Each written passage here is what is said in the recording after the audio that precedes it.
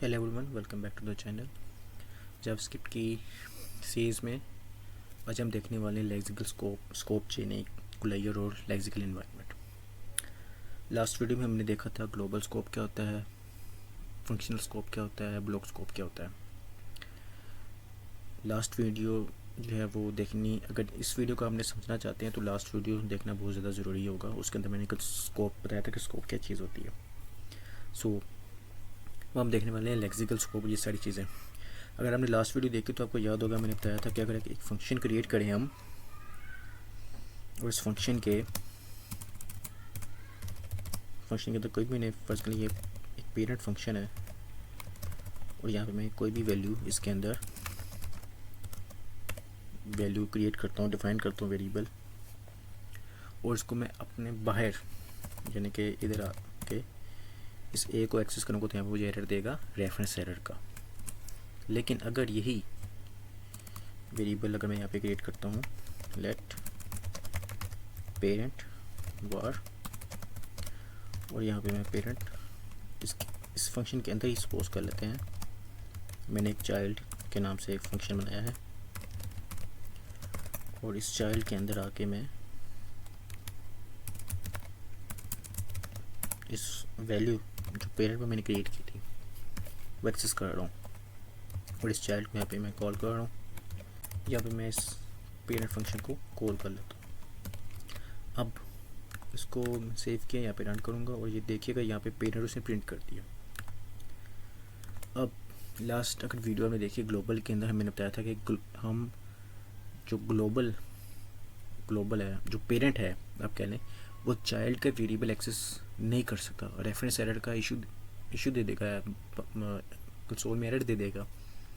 लेकिन child parent पे मौजूद वेरिएबल है तो उसको एक्सेस कर सकता है, और वो कैसे है वो इस वीडियो में हम देखने वाले हैं। वैसे इस कंसेप्ट को हम बोलते हैं lexical scope. Lexical scope concept क्या चीज़ है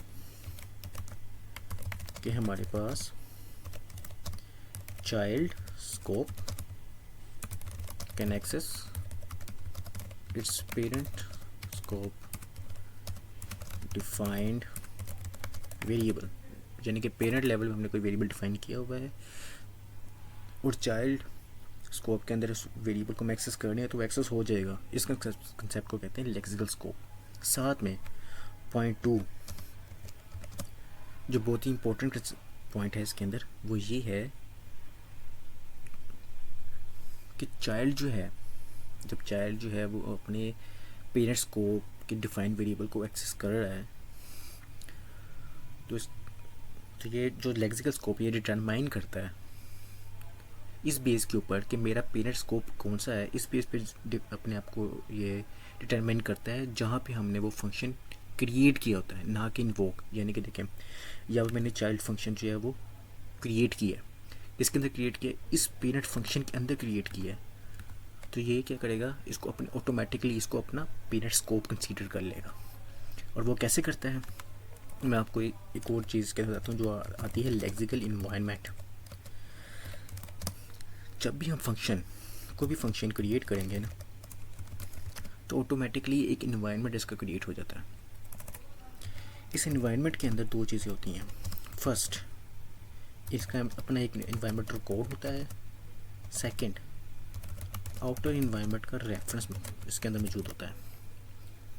ठीक है, अब यानी कि फर्स्ट के लिए मैंने ये पेरेंट फंक्शन क्रिएट किए है ना, पेरेंट फंक्शन, इस पेरेंट फंक्शन का एक इन्वायरमेंट क्रिएट हो जाएगा। अब इन्वायरमेंट रिकॉर्ड से क्या मुराद है? इन्वायरमेंट रिकॉर्ड से मुराद है कि इस पेरेंट फंक्शन के अंदर मैंने ये वेरिएबल क्रिएट किया है ना, पेरेंट वार, कोई भी फंक्शन, कोई भी वेरिएबल, कोई भी ऑब्जेक्ट या अरे मैं क्रिएट करूँगा इस पेरेंट फंक्शन के अंदर, वो सारे इन्वायरमेंट रिकॉर्ड के अंदर, यानी कि इसका अपना एक रिकॉर्ड है ये, इसको आप इस तरह कंसीडर कर लें। और ये सारा वेरिएबल, सारे फंक्शन इसके अंदर स्टोर हो जाएंगे रिकॉर्ड के तौर पे। ठीक है, तो इन्वायरमेंट रिकॉर्ड क्या करता है, सारा उसका वेरिएबल, फंक्शन, सबका रिकॉर्ड रखता है। सेकंड चीज़ क्या करता है वो, इसका लेक्सिकल इन्वायरमेंट क्या करेगा, पेरेंट फंक्शन का लेक्सिकल इन्वायरमेंट जो क्रिएट हुआ वो क्या करेगा, सेकंड आउटर रेफरेंस रखेगा आउटर इन्वायरमेंट का, आउटर इन्वायरमेंट कह लें, आउटर स्कोप का कह लें। अब ये जो पेरेंट है इसका आउटर स्कोप क्या है? Global scope. ठीक है, तो यहाँ पे आउटर रेफरेंस क्या रखेगा? Global scope. ठीक है, अब नोटिस करें मैंने यहाँ पे क्या बताया था कि चाइल्ड अपने पेरेंट्स को क्या वेरिएबल को एक्सेस कर सकता है, उसकी वैल्यू को यूटिलाइज कर सकता है।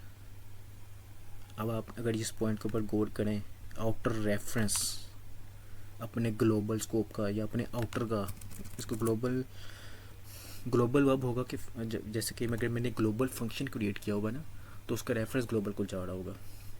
यहाँ पे आप यही कंसिडर के आउटर स्कोप। ये मैंने भी पेरेंट का डिफाइन किया, मैं को चाइल्ड का डिफाइन कर बताता हूँ। चाइल्ड का क्या होगा? चाइल्ड का भी सेम होगा सॉरी, क्या होगा? एक इन्वायरमेंट रिकॉर्ड क्रिएट होगा।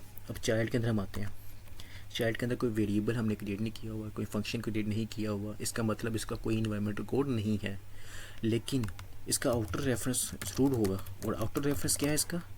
Parent function. ठीक है, इसका क्या मिल गया? इसको मिल गया इसका आउटर रेफरेंस, और आउटर रेफरेंस में मौजूद है इसका पेरेंट। अब देख रहे हैं लेक्सिकल स्कोप का मैंने भी पहले डिफाइन किया था। पहले मैंने बताया था कि चाइल्ड एक्सेस कर सकता है अपने पेरेंट डिफाइन वेरिएबल को। दूसरा, वो किस तरह डिटरमाइन करता है? वो डिटरमाइन इस तरह करता है, अपने पेरेंट स्कोप किस तरह डिटरमाइन करता है जहाँ पे वो क्रिएट हुआ है, या फंक्शन इस पेरेंट के अंदर क्रिएट हुआ है। अब एक और पॉइंट, ये डिपेंड करता है क्रिएशन के ऊपर, ना कि इन्वोकेशन के ऊपर। मैं आपको यहाँ पे एक और पॉइंट बता देता हूँ। लेक्सिकल स्कोप वर्क करता है क्रिएशन ऑफ फंक्शन, जहाँ पे अपने पेरेंट स्कोप को वो किस तरह डिटरमाइन करता है अपनी क्रिएशन के हिसाब से, ना कि अपने इन्वोकेशन। प्रोग्रामिंग के अंदर एक दूसरा कंसेप्ट भी है डायनामिक स्कोप का, जो कि डिटरमाइन करता है अपने फंक्शन के कॉलिंग के ऊपर, इन्वोकेशन के ऊपर।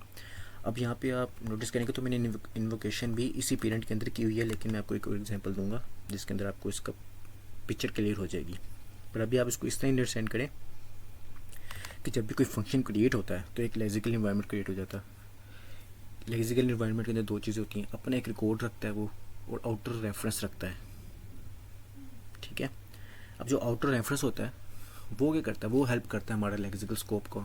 वो कैसे हेल्प करता है कि अदर फर्स्ट, अब देखो यहाँ पे मैंने ये पेरेंट वेरिएबल बनाया है ना, सबसे पहले वो अपने इसी स्कोप के अंदर इसको सर्च करेगा, इस चाइल्ड स्कोप के अंदर। इस चाइल्ड फंक्शन का अपना जो स्कोप बनेगा ना, फंक्शनल स्कोप, इसके अंदर फाइंड आउट करेगा। नहीं मिलेगा तो वो अपने रेफरेंस के पास जाएगा, आउटर रेफरेंस के पास। आउटर रेफरेंस में क्या है? पेरेंट वेरिएबल, ये पेरेंट फंक्शन के तहत पेरेंट वेरिएबल, उसको रेफरेंस मिल जाएगा कि ये तो बाहर पड़ा हुआ है, तो वो उसको पकड़ेगा और उसकी वैल्यू वहाँ पे आके प्रिंट कर देगा। यही चीज़ है लेक्सिकल इन्वायरमेंट, और यही कंसेप्ट है हमारे पास लेक्सिकल स्कोप का। अगर कोई पूछे कि लेक्सिकल स्कोप कैसे काम कर रहा है, तो आपसे इस तरह बता सकते हैं कि वो इस तरह काम करता है। वो डिपेंड कर रहा है सबसे पहले अपने लेक्सिकल इन्वायरमेंट के ऊपर।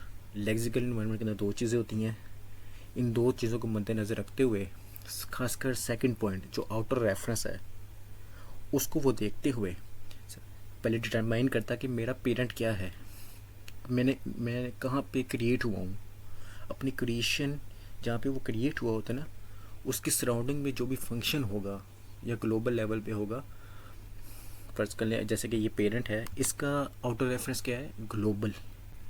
तो इस पेरेंट का हमारे पास जो है आउटर रेफरेंस ग्लोबल स्कोप है। इस चाइल्ड का आउटर रेफरेंस क्या है? इन्वायरमेंट या स्कोप, वो है पेरेंट। ठीक हो गया। अब मैं अपने जो है वो पॉइंट्स रिपीट कर देता हूँ। सबसे पहले लेक्सिकल स्कोप क्या चीज़ है? लेक्सिकल स्कोप ये चीज़ है कि चाइल्ड स्कोप जो है वो अपने पेरेंट स्कोप के अंदर डिफाइन वेरिएबल या फंक्शन को एक्सेस कर सकता है। और वो कैसे डिटरमाइन करेगा कि उसका पेरेंट कौन सा है? वो देखेगा कि मैं क्रिएट कहाँ पे हूँ, अपनी क्रिएशन के बेस के ऊपर, ना कि अपने इन्वोकेशन के बेस के ऊपर। और फिर मैंने आपको ये भी बता दिया कि वो कैसे अपने आउटर रेफरेंस को पकड़ रहा है लेक्सिकल इन्वायरमेंट के बेस के ऊपर, लेक्सिकल इन्वायरमेंट फंक्शन के क्रिएशन के ऊपर एक इन्वायरमेंट ऑटोमेटिकली क्रिएट हो जाता है। वो दो चीज़ों के ऊपर कंसिस्ट करता है। अपना एक इन्वायरमेंटल कोड बनाता है, अपना उसके साथ अपना एक आउटर रेफरेंस रखता है, अपने पास आउटर स्कोप का रेफरेंस, आउटर इन्वायरमेंट का रेफरेंस रखता है। ठीक है, सबसे पहले वो अपने इन्वायरमेंटल कोड के अंदर देखेगा, उसको वो वैल्यू नहीं मिलेगी, उसको वो डिफाइन वैल्यू वहाँ पे नहीं मिलेगी, वेरिएबल नहीं मिलेगा, तो वो क्या करेगा, आउटर रेफरेंस के पास जाएगा, उससे कहेगा कि क्या तुम्हारे पास ये वैल्यू मौजूद है, वो कहेगा मेरे पास वैल्यू मौजूद है, मेरे पेरेंट में जो पेरेंट का रेफरेंस है उसके पास वो वैल्यू मौजूद होगी, तो वो वहाँ से उसकी वैल्यू पिकअप कर लेगा। यही चीज़ है हमारी लेक्सिकल स्कोप और लेक्सिकल इन्वायरमेंट। नेक्स्ट इसी के साथ आगे कंसेप्ट अटैच होता है स्कोप चेन का। वो कैसे, मैं आपको यहाँ पे बताता हूँ। अब वो ऐसे है कि सपोज कर लेते हैं यहाँ पे एक फंक्शन पेरेंट था, चाइल्ड था, फ़र्ज़ कर लें इसी के अंदर मैं एक और जो है यहाँ पे फंक्शन क्रिएट कर लेता हूँ सब चाइल्ड का। ठीक है, यहाँ पे मैं इसकी जगह अब कर लेता हूँ एक और सब चाइल्ड के नाम से ही, या चाइल्ड के नाम से वेरिएबल, तो ये आ गया चाइल्ड। और यहाँ पे आके मैं चाइल्ड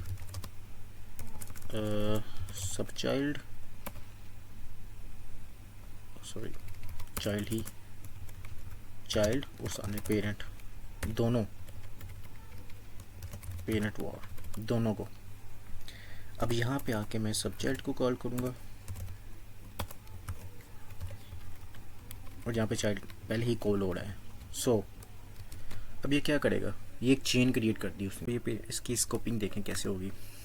सबसे पेरेंट के अंदर चाइल्ड हमारे पास कॉल हो रहा है, चाइल्ड बना हुआ है, उसके अंदर सब चाइल्ड बना हुआ है। सबसे पहले यहाँ पे आया चाइल्ड, इसका इन्वायरमेंट क्रिएट हुआ, सब चाइल्ड का लेक्सिकल इन्वायरमेंट क्रिएट हुआ, इन्वायरमेंट कोड नहीं है, रेफरेंस क्या है इसका, आउटर रेफरेंस चाइल्ड है, तो चाइल्ड के अंदर चाइल्ड वेरिएबल इसको मिल जाएगा, चाइल्ड वेरिएबल,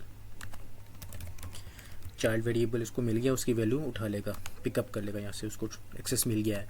नेक्स्ट अब वो पेरेंट की देख रहा होगा, अब वो उसको पेरेंट की चाइल्ड के अंदर आउटर रेफरेंस सब चाइल्ड का था चाइल्ड, यहाँ पे उसको पेरेंट वेरिएबल नहीं मिलेगा, नहीं मिला उसको। ठीक है, अब वो क्या करेगा, इसका आउटर रेफरेंस पे जाएगा, इसका आउटर रेफरेंस क्या है पेरेंट, तो यहाँ पे उसको पेरेंट वार मिल जाएगा। और सपोज कर ले मैं यहाँ पे लिख देता हूँ एक और वेरिएबल ग्लोबल वार। अब जबकि अपने यहाँ पेरेंट रेफरेंस तक आ गया था वो, और पेरेंट के अंदर भी उसको ग्लोबल वार नहीं मिलता, तो वो क्या करेगा, बाहर चला जाएगा, और बाहर क्या है, ग्लोबल स्कोप, ग्लोबल रेफरेंस पे जाएगा, और वहाँ पे जाके वो क्या करेगा, एंड में रिजल्ट निकालेगा, बाकी सारा प्रिंट करेगा, लेकिन एंड में क्या, global war is not define. क्यों, क्योंकि हमने यहाँ पे ग्लोबल वार को, जहाँ पे मैंने उसको डिफाइन कर दिया, तो एंड रिजल्ट क्या होगा, हमारे पास प्रिंट हो जाएगा चाइल्ड, फिर आगे पेरेंट और फिर ग्लोबल। ये हमारा बन गया स्कोप चेन। वो क्या करता है, अपने आउटर रेफरेंस देखता जाएगा, उसके अंदर रेफरेंस निकालता जाएगा, अगर उसको रेफरेंस नहीं मिलेगा तो एरर दे देगा, रेफरेंस एरर कि ये मेरे पास मौजूद नहीं है। ठीक है, अब हम एक और बहुत इंपॉर्टेंट कंसेप्ट आगे देखते हैं, क्लियर का कंसेप्ट। बल्कि क्लियर से देखने से पहले एक और चीज़ मैं यहाँ पे आपको दिखाना चाहूँगा। मैंने बताया कि लेक्सिकल स्कोप क्या करता है, ये पेरेंट अपने डिफाइन करता है अपनी क्रिएशन के बेस के ऊपर, ना कि अपने इन्वोकेशन के ऊपर। अभी तक जो भी एग्जांपल देखी है वो उसके अंदर ही हम इन्वोकेशन भी साथ ही कर रहे थे। तो यहाँ पे एक एग्जांपल है हमारे पास कोड की, इसको ये वो देखते हैं। ये देखें कोड देखें, सबसे पहले यहाँ पे एक वेरिएबल क्रिएट हुआ है, ग्लोबल वेरिएबल ग्रेड टेक्स्ट का, ग्रेडिंग 1 का एक फंक्शन क्रिएट हुआ है, उसके अंदर ग्रेडिंग टेक्स्ट का एक कोड है। ये कंसेप्ट शैडो कंसेप्ट है, शैडोइंग का लास्ट वीडियो में मैंने बताया था क्या चीज़ है ये। अभी देखें यहाँ पे एक फंक्शन क्रिएट किया है से हाई का, और ये फंक्शन है, यहाँ पे इसकी इन्वोकेशन नहीं हो रही यहाँ पे, क्योंकि फंक्शन फर्स्ट क्लास फंक्शन है ये, इसको हम ऐसा वेरिएबल के तौर पे, वैल्यू के तौर पे हम इसको पास कर सकते हैं। उसने यहाँ पे इसको पास कर दिया और यह फंक्शन रिटर्न कर दिया यहाँ पे। अब यही जो रिटर्न कर रहा है ग्रीटिंग 1, इसको यहाँ पे से हाई इसने किया है, मैं इसको चेंज कर देता हूँ, इसको मैं यहाँ पे से हेलो कर देता हूँ ताकि नेम कॉन्फ्लिक्ट हमारे पास नहीं है। और यहाँ पे जाके इसने से हेलो को कॉल कर लिया। ये देखो सबसे पहले ये फंक्शन क्रिएट हुआ है, फंक्शन के अंदर से एक फंक्शन रिटर्न हो रहा है विद वैल्यू ग्रेड टेक्स्ट, उसको एक्सेस कर रहे हैं हम, ठीक है। अब यहाँ पे हमने क्या किया, इसी जो फंक्शन ऊपर ग्रेटिंग 1 है उसको हमने से हेलो के अंदर पास कर दिया। ग्रेटेड 2 फंक्शन क्रिएट किया, उसके अंदर हमने से हेलो को कॉल कर लिया। अब इन्वोकेशन हमने उसके अंदर से हटा दी है। अब लेक्सिकल स्कोप कैसे काम करेगा, किस पे डिपेंड करता है, अपने पेरेंट के ऊपर डिपेंड कर रहा है। किस पे डिपेंड कर रहा है, पेरेंट स्कोप को कैसे वो देखता है, कैसे फाइंड आउट करता है कि मेरा पेरेंट स्कोप क्या है, अपनी क्रिएशन के बेस के ऊपर। यानी कि जो से हाई है, ये ग्रीड टेक्स्ट ये वैल्यू पिक करेगा कि ये वाली वैल्यू पिक करेगा, यानी कि हेलो प्रिंट करेगा, ये हाई प्रिंट करेगा। इसको सेव करते हैं, सेव, और यहाँ से हम इसका रिजल्ट देख लेते हैं। हेलो प्रिंट करेगा। क्यों हेलो प्रिंट करेगा, क्योंकि ये देखता है, डिटरमाइन करता है कि मुझे क्रिएट कहाँ किया गया है। क्रिएट ये ग्रीटिंग 1 के अंदर हुआ है, इसका पेरेंट ग्रीटिंग 1 है, इसका आउटर रेफरेंस ग्रीटिंग 1 है। तो ग्रीटिंग 1 के अंदर ग्रीड टेक्स्ट का रेफरेंस उसको मिल गया है, तो वहाँ से वो ये हेलो प्रिंट करेगा, ना कि ये हाई प्रिंट करेगा और ना ही ये हेलो फ्रॉम ग्लोबल प्रिंट करेगा। ठीक है, मैं रिपीट करता हूँ। ग्रीटिंग 1 का फंक्शन क्रिएट किया है, उसके अंदर मैंने एक फंक्शन मैं रिटर्न कर रहा हूँ। उस फंक्शन के अंदर मैं ये जो लोकल वेरिएबल जो ग्रीटिंग 1 का है, लोकल वेरिएबल ग्रीड टेक्स्ट, इसको मैंने इसके एक्सेस कर रहा हूँ। मैं इसको फंक्शन रिटर्न किया मैंने, इस फंक्शन को मैंने लैदा से एक ऐसा वैल्यू पास कर दिया। फिर मैंने दूसरे फंक्शन के अंदर ग्रीटिंग 2 के अंदर मैंने उस जो पास के हुआ रेफरेंस है उसको मैंने यहाँ पे कॉल कर लिया, से हेलो को मैंने यहाँ पे कॉल कर लिया। अब ये ग्रीड 2 पहले रन करेगा। अब ये जो भी ये कमेंट्स लिखे हुए हैं ये भी मैं आपको एक्सप्लेन कर देता हूँ। सबसे पहले ग्रीटिंग 2 रन करेगा।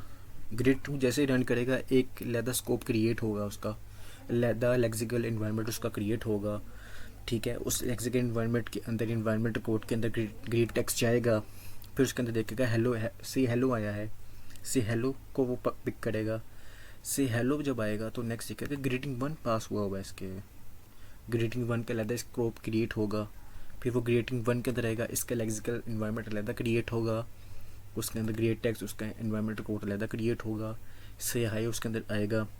जब वो से हाई के अंदर आएगा तो से हाई अलहदा ही फंक्शन है, उसका एक अलहदा से ही लेक्सिकल इन्वायरमेंट क्रिएट होगा, उसका अलहदा से इन्वायरमेंट कोड होगा, उसका अलहदा से एक आउटर रेफरेंस होगा।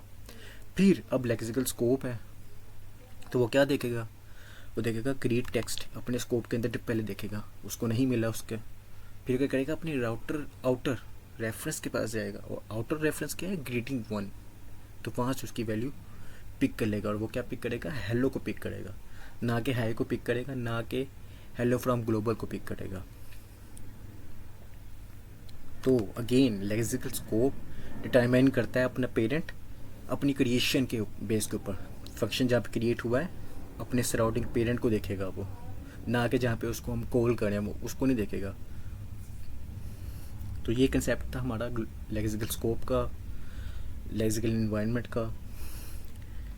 इसको हम कमेंट करते हैं और आगे जो हमारे इससे एक और इम्पोर्टेंट कंसेप्ट है क्लायर का, वो देखते हैं।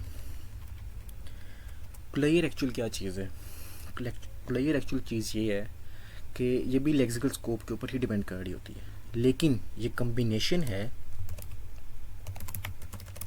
आप कह लें लेक्सिकल स्कोप, या आप इसको कह लें कि एक फंक्शन प्लस इसके आउटर सराउंडिंग में जो इसका पेरेंट वेरिएबल है।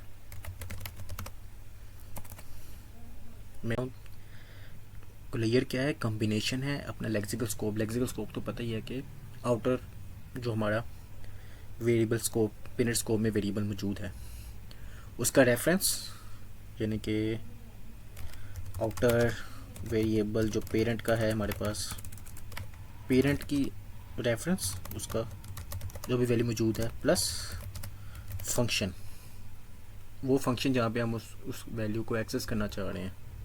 ठीक है, इन दोनों को कंबाइन कर दिया जाए तो क्लियर बन जाता है। वो क्या चीज़ है,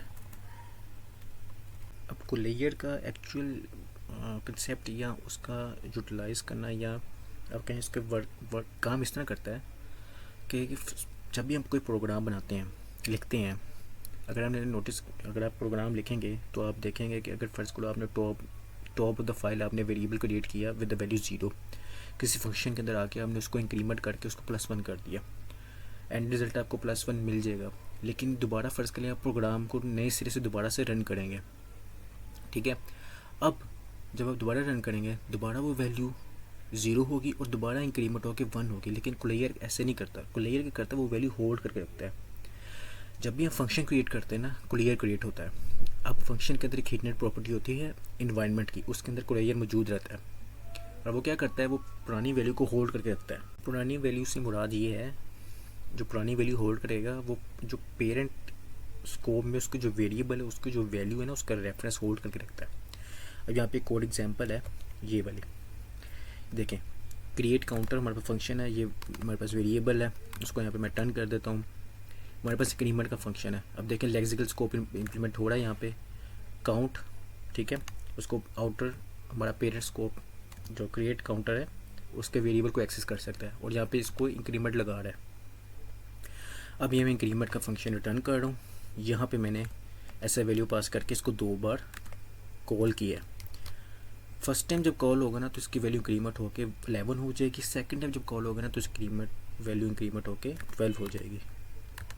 ये ले, इस तरह ये क्या कर रहा है, ये उसकी वैल्यू को छोड़ नहीं रहा, उसको होल्ड कर रहा है। इवन कि जबकि फंक्शन जो है वो एग्जीक्यूट भी हो गया, फिर भी उसने ये नहीं किया कि दोबारा 10 से स्टार्ट हुआ, नहीं, उसने अब देखा पुरानी वैल्यू की अपडेट हुई है 11, अब वो 10 से 11 हो गई है, तो उसने 11 को पकड़ के अपडेट किया। अब अगर इधर मैं यहाँ पे आके इसके यहाँ पे आके ये डिबगर का मैं लगाता हूँ इस फंक्शन के, और यहाँ पे मैं आपको दिखाऊंगा कि ये कैसे काम कर रहा है।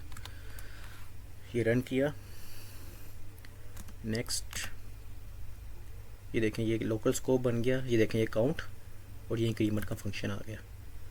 और इस इंक्रीमेंट के फंक्शन के अंदर मैं आऊँगा और ये देखें ये स्कोप के अंदर आएंगे, और ये देखें कुलेयर आपको अभी वैल्यू क्यों मिल रही है 10 की। नेक्स्ट आगे जाते हैं, इंक्रीमेंट चलेगा, इंक्रीमेंट काउंटर 1 पहले चलेगा, नेक्स्ट हमारे पास काउंटर अब 2 चलेगा, दोबारा रन होगा counter, let's see function prototype. ये देखें अब जब वो दोबारा चला तो अब उसके पास कुलेयर के अंदर 10 मौजूद नहीं है, अब उसके पास 11 मौजूद है। ये देखें कुलेयर ने वैल्यू अपनी जो अपडेट की ना उसको छोड़ा नहीं है, एक तो उसने पुरानी वैल्यू को रेफरेंस भी रखा, उसको अपडेट करके रखा हुआ है। अब कुलेयर का बेस्ट जो हमारे पास यूज़ केस होता है वो क्या करता है, हमारा ये प्राइवेट, जैसे कि ये जो मैंने काउंट का ये वेरिएबल है ना, ये हमारा प्राइवेट वेरिएबल हो गया। हम इसको यूटिलाइज़ करके इस कंसेप्ट को इम्प्लीमेंटेशन लॉजिक जो है यूजर से हाइड कर सकते हैं। प्राइवेसी और हमारा प्राइवेट वेरिएबल्स जो है ना, ज़्यादा बेस्ट जो इसका यूज़ केस है ना वो यही है कि हम अपनी इम्प्लीमेंटेशंस हाइड कर लेंगे, वैल्यू जो है हमारे पास स्टोर रहती है, इवन के फंक्शन रन भी कर लेंगे फिर भी वो वैल्यू उसकी होल्ड करके रखता है। तो कुलेयर ये चीज़ है। कुलेयर क्या करता है, कम्बिनेशन है आपका फंक्शन का और उसके सराउंडिंग इन्वायरमेंट में जो उसका पेरेंट स्कोप की वैल्यू जो मौजूद है ना, उसका कम्बिनेशन कुलेयर है। और ये क्या काम करता है, उसकी पेरेंट जो वैल्यू है, पेरेंट स्कोप की वैल्यू वेरिएबल, उसका रेफरेंस होल्ड करके रखता है। इवन जबकि अगर फंक्शन एग्जीक्यूट भी हो गया तभी वो होल्ड करके रखेगा। उसको दोबारा कॉल करोगे तो वो जो पिछली कुलेयर के अंदर वैल्यू मौजूद है ना वो उठा के देगा आपको। तो ये बहुत ज़्यादा इंपॉर्टेंट कंसेप्ट है, कुलेयर का इंटरव्यू क्वेश्चन में बहुत ज़्यादा पूछा जाता है। आज की वीडियो तक के लिए इतना ही है। इंशाल्लाह नेक्स्ट वीडियो के अंदर हम ऑब्जेक्ट्स को स्टार्ट करेंगे।